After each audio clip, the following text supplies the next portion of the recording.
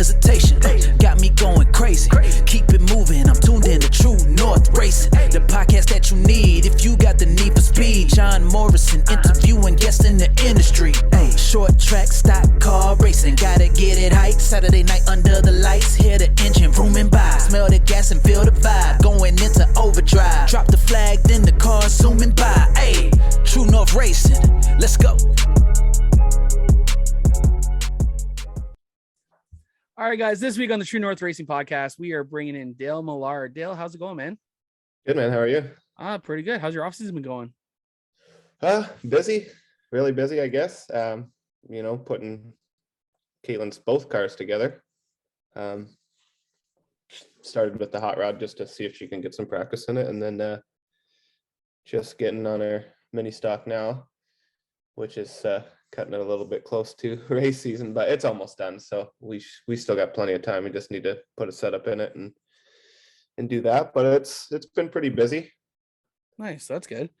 So obviously we talked about it a little bit last year on the driver's seat, where Caitlin and her family got a hot rod last year, and they've been kind of tinkering away at it, putting it together. So now it's all fired up, ready to go, or? Yes, sir. Yep, race ready. Nice. So is she gonna be making a couple laps this year, or just practice days, or? Yeah, I'd probably mostly just practice, really.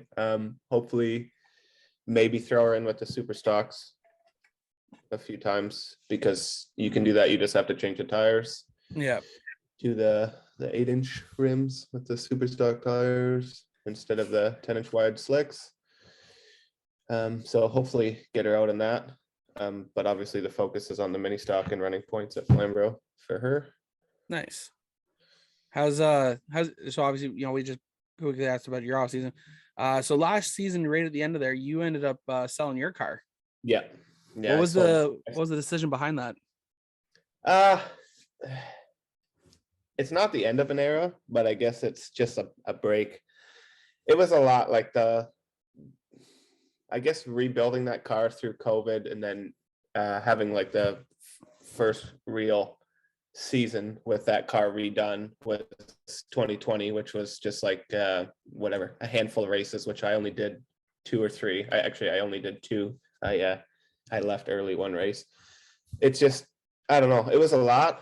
And this year I kind of wanted to focus on Caitlin's racing, because I don't know, she seems frustrated a little bit with her stuff. So I don't know, I kind of just want to take a break. Not to say that I'm done racing, because I'll definitely be back in a car eventually. I don't know, I needed a break. It's been a lot. I spent a lot of years helping my buddy Mike Thorne racing at Oshwegan, and it's a big commitment to obviously race a full season. Is what I didn't do last year, because obviously I missed a few races, but I don't know, it takes a lot out of you. And then I want to help Caitlin a lot, so it's hard to do that. And it was a little bit tricky last year, I guess, when we started dating, racing and trying to help her, and do everything. 2 cars is a lot harder to prep in 1 week than 1 car. So I'm taking a break. I also want to buy a house, so I mean, that's kind of where the money is sitting right now. Yeah. But I don't know, you might see me in a race car this year, you might not, I'm not sure. I got a couple, I guess, things not lined up, but options to maybe run a pure stock for a couple races. But I'm not sure what I want to do. I definitely just want to focus on Caitlin's racing this year, and get in the mini stock, I don't know, up to snuff. And that's perfect, right? Nothing wrong with taking a little bit of a break to help out, and like you said, it's not the end of an era, but it's closing of one chapter and you're starting another one right now. And like you said, the door's still open to go back to racing and hop in a car. So hopefully we'll see you in a car this summer, right? Absolutely, my suit's always clean. So now we're gonna take it way back here. When did you first start getting into racing? So it started obviously with my dad raced Pro 4s.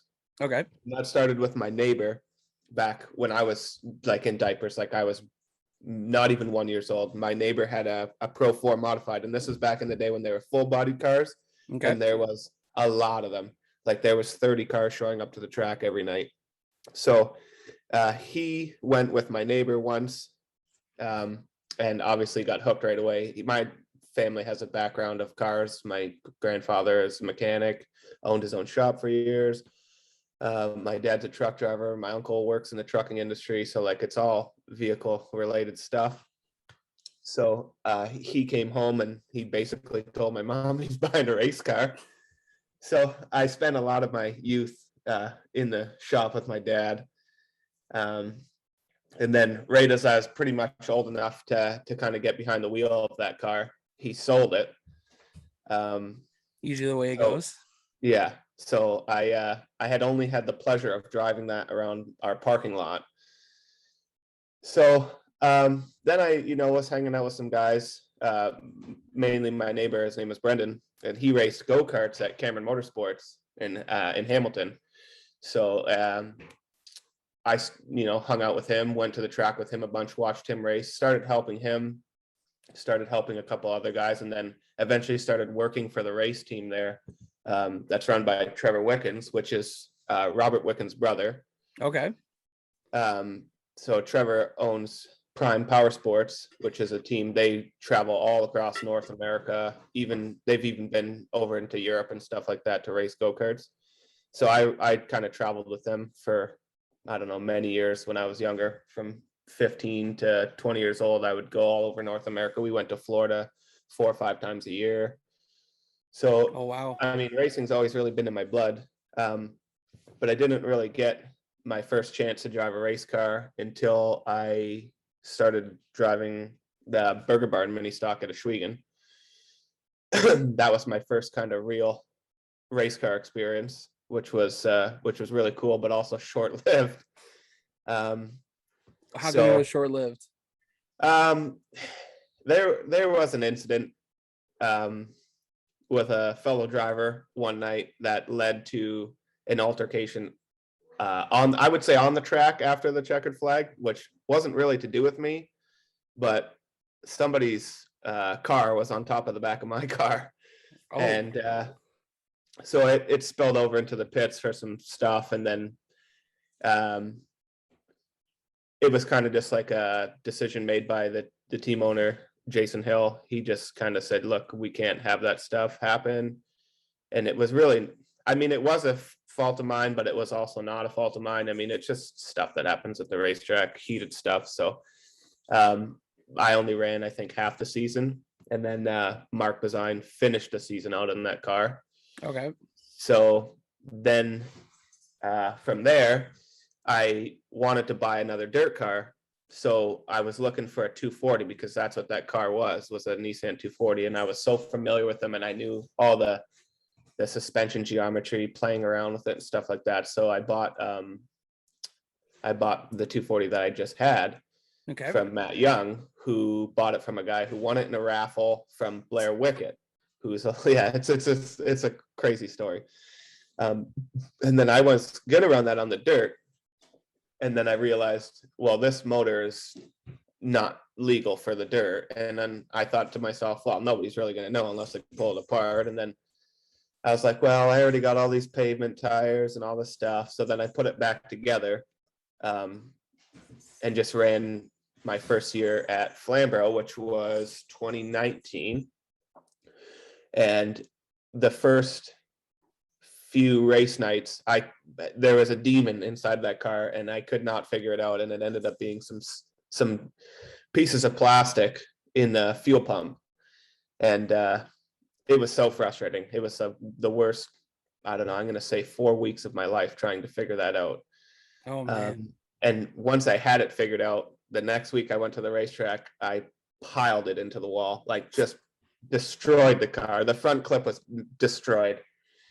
And it was like 3 weeks before the Jukasa race, the big Jukasa race. And that was all I was looking forward to. And it was like the biggest heartbreak. So I talked to Mike Westwood and I said, look, can you get this done for Jukasa? He said, I'm really busy and I'll try. And he didn't end up getting it done. No fault of his own. He did tell me, like, there's not a very good chance that I'm going to have your car ready. So I didn't race that race, and I was most upset. So basically, he put a new front clip on it, and then I slapped the motor in, and then ran a few races throughout the rest of the season, whatever I could. And then at the end of that year, I cut that car. There was nothing left of it. There was basically a roll cage, and Oh wow.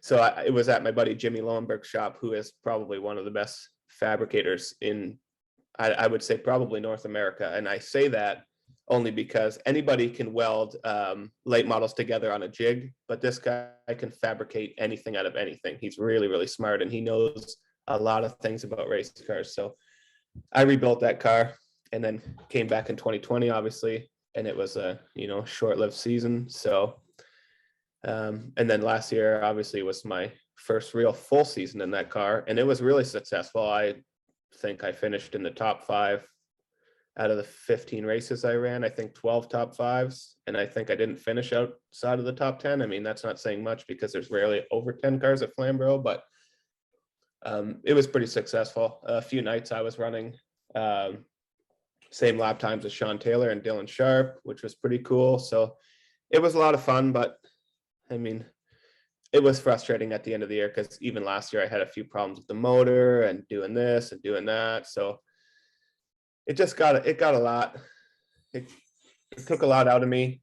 Financially, it was killing me because I don't have a lot of sponsors. I have a few of my friends that help me out with the money. Yeah. But everything was out of my pocket, including towing my car to the track, all my fuel, my tires, oils. People don't understand that mini stocks these days, especially the rules package on the pavement, is not like it used to be. You got to be changing the oil in your motor every 3 or 4 races because these are race motors. They're not junkyard, motors. Yeah. And the tires that we're running are, $160 a piece, and you're burning right sides in 2 nights. So it was a lot. So I just needed a break. I mean, that makes sense. And, that's it goes back to the old kind of adage a little bit here where, back in the day it was late models, Thunder cars and mini stocks, but the mini stocks 10, 15 years ago were pure stocks pretty much. Yeah, exactly. Not the full blown race cars we have today. No.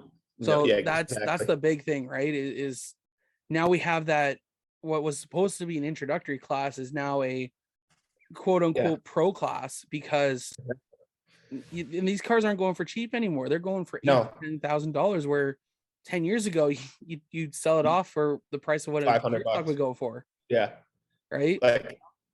My dad bought Ford Mustang mini stock. He just bought it for the motor because that's what they ran in the Pro Force was the 2.3 liter Fords.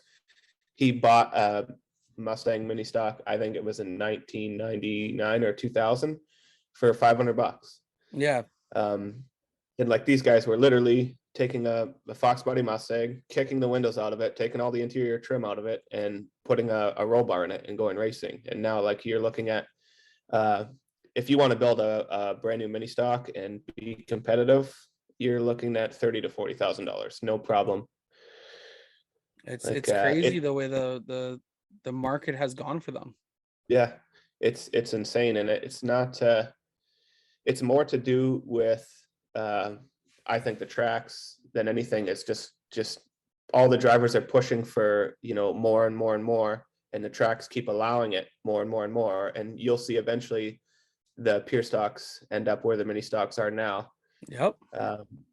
Because I was talking to Kelly Hallett at the end of last year, and I said, look, this is what's going to happen with the pure stocks is exactly what's happened with the mini stocks is these guys want a racing rim on the right front, and it starts there and it doesn't end anywhere. Exactly. Until they're basically what we're running in the mini stock class because everybody has an opinion, and all these guys want is more and more and more without realizing the repercussions. Eventually the class is going to be too expensive for people to run, and that's exactly the point of the pure stocks is to keep low budget racing around.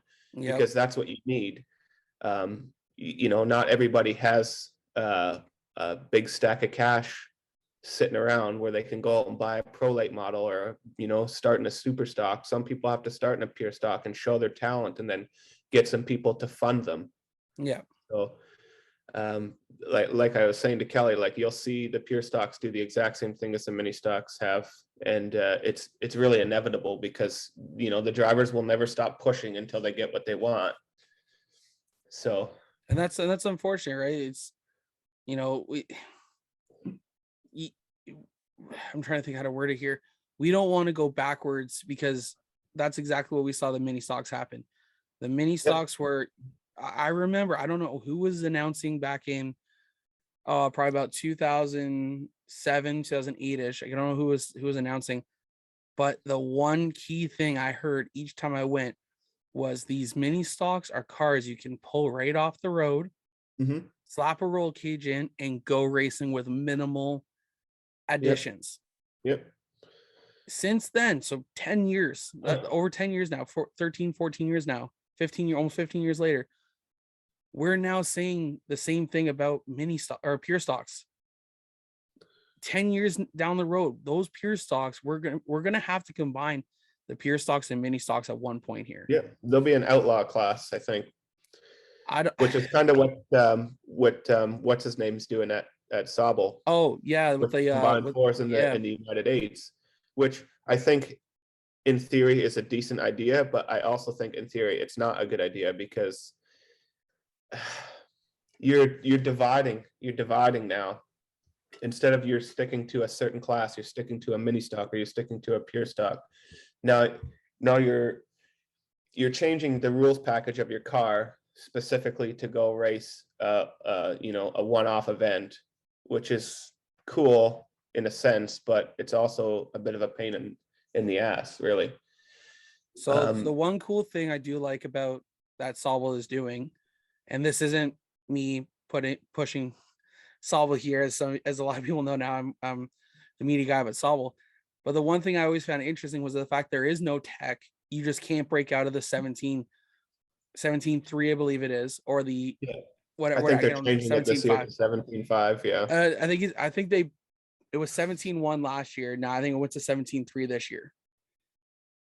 I think, but oh yeah, that's right. Sorry, yeah. You're right. Yeah.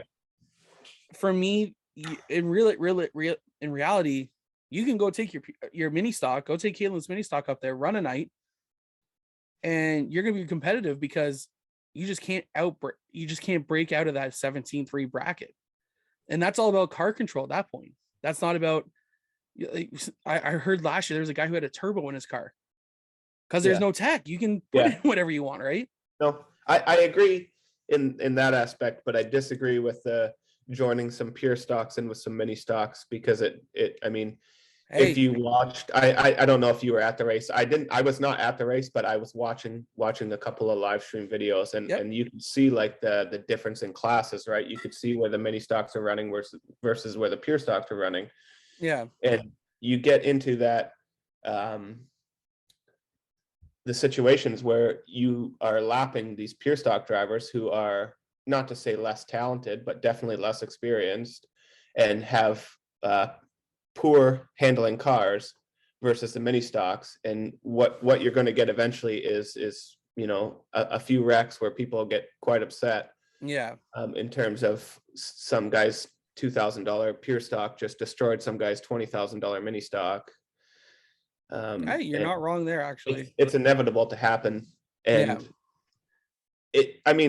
you see that at Flamborough racing mini stocks. The mini stocks are taking each other out too, but I don't know. I like the idea and I don't like the idea. I'm really kind of on the fence. You know what? I'm going up to Sauble this summer. I'm going to extend an invite out to you. I'm going up for the Wednesday, July race. You should come up with me. We're going camping for the week, so well, the invite is there. I'll have to see what Caitlin's race schedule is like because, as you know, Flamborough is a packed year for the mini stocks. One night off, which is crazy. Ridiculous. It's just, and this is kind of like where I'm a little bit grateful that I sold my car at the end of last year, is because I looked at the schedule this year and I was counting the races, and then I just was driving to work the other day, and I was just doing the math in my head about how many sets of tires, and like we run avgas, and gas being so expensive right now is like Ridiculous. it's a lot. And I was just doing the oil changes, and that's just if you go there and you race and you finish. No accidents, no mechanicals, no motor failures, no nothing like that. And I was up there in like the almost $10,000 mark with tires, fuel, and oil. Yeah. And I'm so glad I sold my car, because like, it's a lot. I mean, I could have gathered up, a few $1,000s in sponsors from some of my friends, and my boss always pitches me some money. So it's cool to have people like that, but I'm definitely kind of looking forward to not being so pressured to be out every weekend. And yeah, I mean, obviously I'm still going to be there every weekend with Caitlin, and the pressure's off as a driver, not as a boyfriend and crew member. It does. It sounds funny, but it does lift a giant weight off your shoulder, having that car. I mean, I'll tell you, it was probably the hardest thing I ever did was watch that car load up on a trailer and pull out of my shop. I was almost in tears, because if I showed you pictures of that car when I bought it versus what it was when I sold it, you would not even believe what that car was and what it is. And like, that thing is a fully built race car. It was built on a chassis plate, and it's a full tube car. Like, there's no stock metal left in that other than the firewall and the floor, which is really all the rules call for. And just, it was hard. It was definitely tough to watch it go, but I look back at it now, and I don't really have any regrets. It's going back to Flamborough. I don't know if he's going to race it full time this year. I was just talking to the kid's dad, who is a former super stock racer, and he said it's Cole Eckert. Okay. He raced pure stocks. His dad's name is Steve Eckert. He raced super stocks back in the day. Cole's going to school to be a linesman for hydro, and he's got a pretty busy summer, so they're not sure if they're going to commit the whole year, or if they're just going to try to get some practice in this year and then commit to next year. But I'm excited to see that car back on the track with somebody else driving it, because I've never seen anybody else race it. I've only been in the car, so it was tough. Whenever you see that car, it's going to bring back some memories, guaranteed. Absolutely. And as long as they're good memories, that's all that matters, right? Well, some of them good, some of them not so good. So actually, I'm going to bring that back here. So that was it. You said the first weekend after you replaced the clip is when you smacked the wall, or no? It was after. No, I fixed the fuel pump problem. Right. Like, so and what happened for that wreck? So it was, it would not run.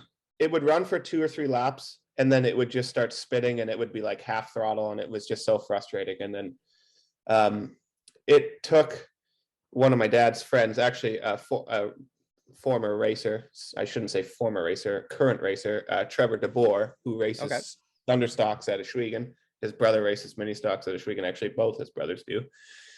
He was sitting in the stands the last night that I had the problem, and he said, it sounds fuel related, because I had changed everything electronic in that car, the wiring harness, the coils, the plugs, the distributor, everything, because it sounded like it was an electrical problem.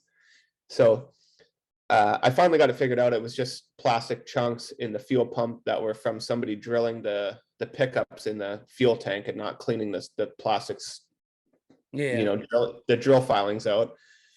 And I was so frustrated, and then it finally ran, and I went out for the first practice, and it ran well, and I was all hyped up, bing. so I went out for the second practice, and I wanted to push the car a little bit harder, because this is a brand new car to me, and pavement was really kind of new to me. Yep. But I raced dirt, and I was always familiar with letting the car loose. I always liked a loose car because I could control it, and if it ever stepped out, I could always catch it. Well, I was firing into one, and I went in way too hot, and I just locked up the right front a hair, and the car kind of slid up the track, and I went to catch it, and I oversteered, and the car went barreling back towards the wall, and it was right at the pit exit. And I was trying, to be honest with you, I was trying to go out off the track because I knew I was going to hit the wall. It didn't matter. And I missed, and I got, probably a car length left of where the exit is. And I hit the wall head on. And my friend was standing right there at the fence, my crew guy. And he said the whole ground shook when you hit the wall. And it just toasted the clip. Like, the clip was bent like 8 inches up and 12 inches over. Three different ways from Sunday. Destroyed. It was destroyed. Jesus. And it was the hardest wreck I've ever been in. And I've been in a couple of like car accidents on the road. Yeah. And this was like nothing I've ever felt before, because I hit the wall so hard, and the seatbelts, I couldn't breathe for, I don't know, probably 50. The adrenaline was still pumping in me, and I somehow nursed the car off the track, even though the front clip was so bent. And I get out, and right when I released the tension on the seatbelts, it was like sucking all the air out of my lungs. Like, I started to panic, and it was pretty funny, but it was pretty scary. Oh, for sure it would be. But it was probably I would say the most upset I've been getting out of a race car, because I couldn't tell you how far my Hans landed. You just let it rip, eh? Yeah, it was gone. But I look back at it now as a learning experience, and I guess that's all I can chalk it down to be, really. Absolutely. Inexperience on the pavement. Because like on the dirt, the car would never react like that. Like, if I oversteered it like that, it wouldn't whip around like that. But because of, being pavement and different car altogether, really. I mean, same style of car, Nissan 240, but still a little bit different locked rear end and stuff like that. So yeah, it was it wasn't fun, but for sure, it definitely sounds like it. I got it fixed up, and we were back out later that year. I actually raced, that was in the practice, and I missed the first feature, but I actually raced the second feature with the front clip bent like that. I loaded the car up, and I drove it around the corner to my buddies, because I just wanted to see what he thought. And he's like, well, let's just put a strut in it and a control arm and see what happens, and put a new right front rim on it. And we did it, and it, like, the car kind of lined up. So I was like, let's go back to the track and see what happens. So we went back, and I started tail, obviously, because I was just going to turn a few laps and see how it handled. Yeah. And the next thing you know, I was like running fourth, because everybody was wrecking in front of me, and I was keeping my distance back. I was kind of avoiding the wrecks here and there, and it was like 2 laps to go, and the tie rod nut backed off, and I went into the infield. You're having a surprisingly good run with a bent car, and the one thing that lets go is your tie rod. Yeah, because we took I had to take the tie rod off to change the control arm, and I guess somebody didn't tighten the nut back up. I was pretty pissed. I'm like, man, if I would have finished top 3, I was going for third. Yeah. And if I would have finished top 3 with that car, that would have been pretty funny. But I don't know how they would have teched you for that one. Yeah. That's one of those questionnaire ones. Is like, so how did you pass tech with this? And you're 2 inches low on the right front. Yeah, the wheelbase was definitely illegal. Oh yeah. Jesus Christ. So I want to jump back, because you did bring it up, and that your first racing was behind the wheel of a dirt mini stock when you finally got a chance to get on there. How did that deal come about for you to run the Burger Barn car? So I spent many years helping Mike Thorne with his crate sprint. He was racing his Thunderstock, and then he got a deal. He got a deal with Burger Barn, and then he won the championship 2011, 2012. And then they bought a sprint car, because this is right when the crate sprint started. Okay. He bought a sprint car from Steve Poirier. And then they started crate racing, and I was best friends with Mike's brother, Kevin. So we all hung out a lot. And Mike is the same age as me, and Kevin's actually older than me, even though I'm closer with Kevin. And me and Kevin were at the track, every Friday, and then we were at the shop all week long. And then it turned into, kind of our thing. So we were at the shop, 2, 3, 4 nights a week at the track every Friday night. And then everybody was moving up a class. So Mike was going to go from the crate class to the 360. And then Derek Lemire was driving the Thunderstock. He was going to go from the Thunderstock to the crate car. Mark Bazine, who was driving the mini stock, who won many races and a championship in that car, he was going to the Thunderstock. So they needed somebody to fill in the mini stock. And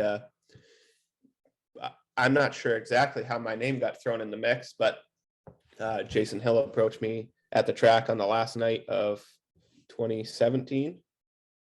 And he said, look, do you want to race a mini stock next year? And you're never going to turn down a ride. Yeah. And it was actually kind of exciting for me. I was pretty stoked. I'm like, absolutely, I'd love to. And he said, it's all yours, man. So a couple weeks after that, Jay actually rented the track for us so we could all kind of get some seat time in the cars. And it was really well. Mark came out actually, who ran that car, and there was actually 2 cars. He had a backup car, and we kind of played around in both of the cars. And I wasn't quite as fast as Mark at the time, because that was the first time I ever got in that car. Not to mention that his seat was way too big for me. I was bouncing around like a pinball. Oh man. In the seat, but I wasn't, too far off the pace. So rebuilt the car over the winter with my buddy Kevin. And then we went racing in May of 2018. Oh wow. That's impressive for you, man. And of course, obviously that was short lived, and then got the car through a raffle, got your other Nissan through a raffle. Yeah. From Matt Young, and then Matt Young, yeah, bought it from the guy who won it in the raffle from Blair Wickett. Oh, it was the car had changed so many hands before it got to me from Blair Wickett, and had never been, Matt actually raced it a couple times, but before Matt, like 2 guys owned it and they never even raced it. One guy won it in a raffle, and then he sold it to another guy who sold it to Matt. It was just crazy. And like, that car was Blair Wickett's back in the day.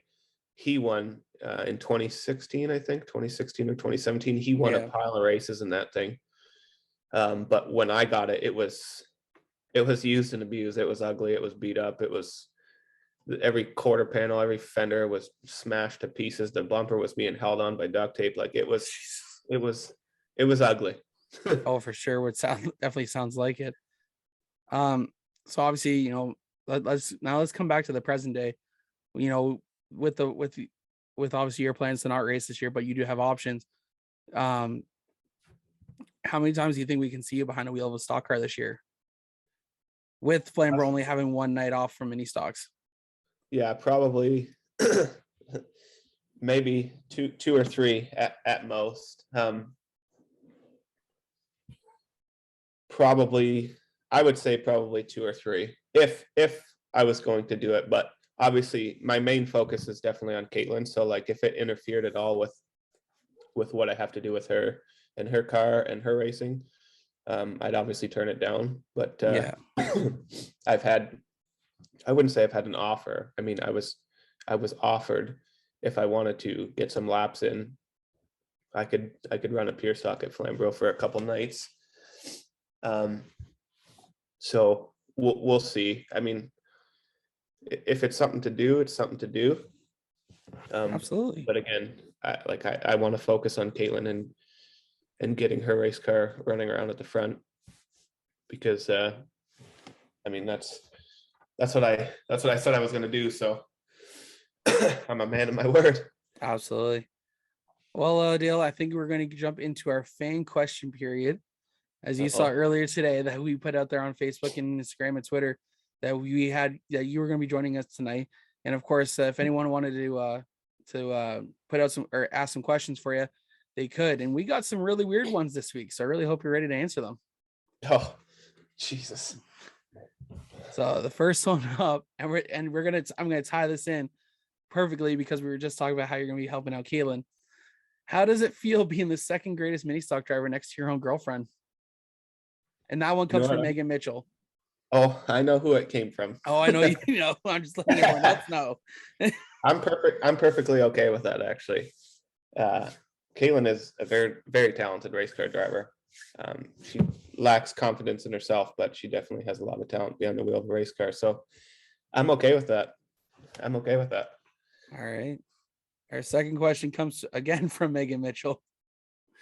And she goes, if you drop soap on the floor, is the floor clean or is the soap dirty? Huh. I'm going to say the soap's dirty. Especially if you walk all over it all the time, I'll tell you what I'm not doing. I'm not bending over to pick it up. I feel that.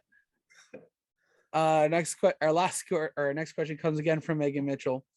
She goes, dirt or asphalt, which do you prefer to race on and why? Ooh, I seen this question actually on Facebook when I was scrolling today, and I thought about my answer, and I still haven't come up with a proper conclusion because I very much enjoy the racing on both. I liked racing on dirt because it's inconsistent. So like the track changes a lot every weekend. And I mean, so does pavement, but not even remotely as much as the dirt. Like the temperature changing 10 degrees on a pavement track changes, the grip level a little bit. But when it does it on the dirt track, the moisture comes up and it turns the track into a skating rink. So I like both. I kind of preferred the dirt for a while, but I also like the tight racing on the pavement, like the door-to-door racing. Whereas on the dirt, when you're door-to-door racing like that, you're just plowing each other's fenders and doors off. And I mean, it's cool, but like it was annoying to bang fenders out every week. So I don't miss that aspect of it, but I would have to say dirt because it's more fun. It's so,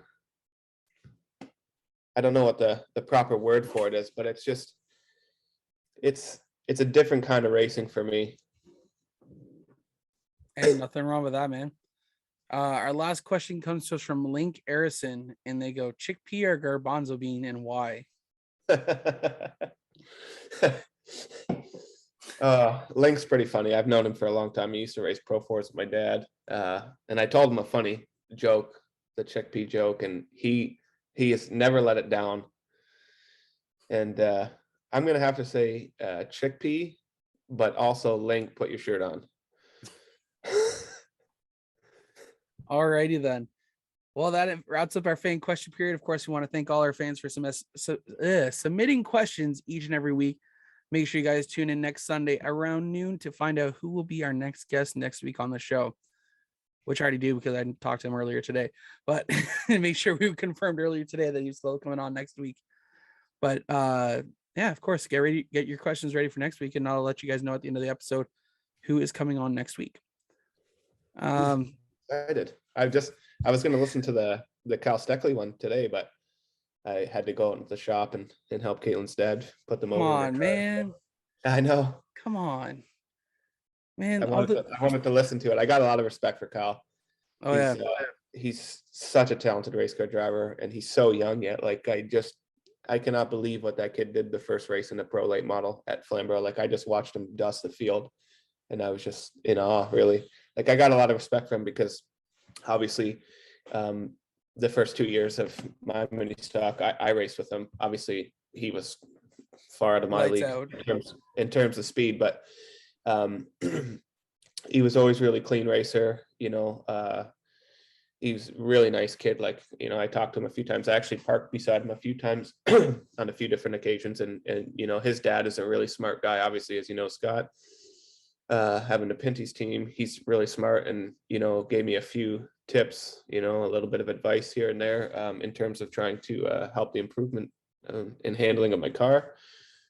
So, I got a lot of respect for them, and I can't wait to see what Kyle's going to do running, APC and stuff like that, because, he didn't really get a taste of the big leagues last year, just wetting his feet and all, but I'm telling you, he's going to be somebody to watch this year, because honestly, I was saying the same thing to him last week. Last year's APC race at Flamborough, when the CVMs were there, I remember nudging Jacqueline. I was like, watch that 24 kid. If he's not up front right away, watch him near the end of the race. Sure enough, final restart, like 20 laps left or 15, however many laps left, starting third to Joe Lawrence and I think Brandon Watson. Yeah, Brandon Watson, yeah. Or I know it was Brandon Watson up front. I think it might have been Joe Lawrence. But they get together, he sneaks on by, boom, gone. And I'm just like, told you. I knew he was going to find a way to get up front. And when he found his way, the kid was gone. I knew it was going to happen. He has a really good racecraft, and he's a really smart driver. Like, he is very patient, whereas you don't get that a lot when you have a young race car driver. Like, he's not that old, and to have that much patience behind the wheel of a race car is a lot. Like, it's, obviously, as having young kids yourself, there's no patience there. They don't have patience. They can't wait for anything, so they just want to go. But he is always, waiting to pounce. He's always waiting for the right time to, make a pass or, make a move. So it's good to see that kind of stuff. And I know he gets a lot of that from his dad being a very successful race car driver in the Pinty series. So that's what I was just about to say. Like, with his dad being Scott Steckley, of course, he's, his dad being a lot, he's going to teach him the patience, because, Scott's obviously been through the ringer a time or two. And for him, it's second nature to him. And he definitely passed down that knowledge down to him. Yeah, no, absolutely. And that's, I guess you could say that it's a bit of an advantage for him to have that, but it certainly doesn't take away from the talent that he has, because his dad didn't give him that talent. He's earned that himself. Absolutely. I told him last week, I can't wait to watch him, because he's going to end up at two different tracks this summer that he's never raced on before. And you watch how fast he picks those tracks up. I'm excited. He's never laid a track down. He's never laid a lap down at Sauble, nor has he laid down a lap at Peterborough.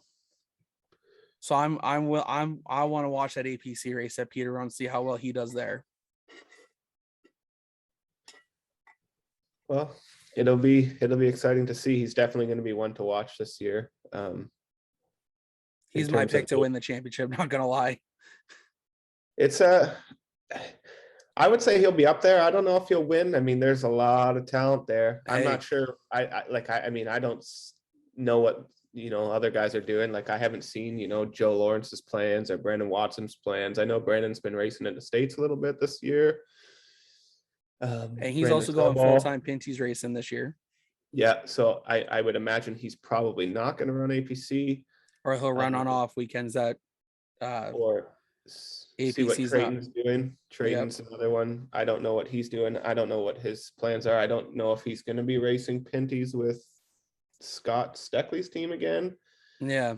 But I know JR is not running, so he's not running. I keep seeing on his Facebook there that he's only focusing on ABC this summer. Really? Yeah.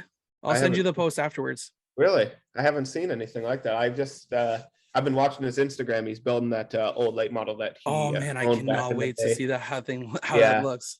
I thought it would have been cool. He should have made that into like a pro late model, just with like a vintage older body. Like his old Monte Carlo body. Yeah. And ran it in the pro lates, because that would have been cool. But I know it's outdated and stuff. And he's got some older parts and stuff on it that he's had laying around. But I still think the project is really cool. I'm pretty excited to see like the final result of that. Oh man, I can't wait to see. And we've already seen someone copy him actually this year in terms of paint scheme, because Mr. Cameron Thompson is running running a throwback to Don Thompson Jr. and the JR days of the. I seen that actually. I seen his one of his pictures. I think his profile picture or something. Yeah, it looks pretty good. I'm not gonna lie. It'll be weird seeing it on dirt though, but hey. Yeah. All right, man. Well, I think we got everything covered for tonight. Cool. So we'll let you get going here. Enjoy the rest of your night. Awesome, we want to man. thank you for jumping on with us this week. No problem, man. Anytime. We'll see. We'll definitely be seeing you around Flamborough in a couple weeks. So absolutely. I'll see you soon, man. Night? You gonna be there practice night and opening night? Probably not practice. Depending on what happens here, we may switch weekends with the kids, so that way, there's something I got to talk about later, but we'll see. I got to reach out to someone about that. There might be something cool happening at Motorama. Oh, really? So yeah, I'll tell you after. Just hang on the line after we're done recording. I'll tell you. Couple people know. Actually, your girlfriend knows. But yeah, so I'll definitely be seeing you on the 30th. Probably, maybe not the 23rd though. Cool. All right, man. Awesome, buddy. All right, man. I'll catch you on the flip side. All right. Later. All right, bye. Drop the flag, then the car zooming by. Hey, True North Racing. Let's go.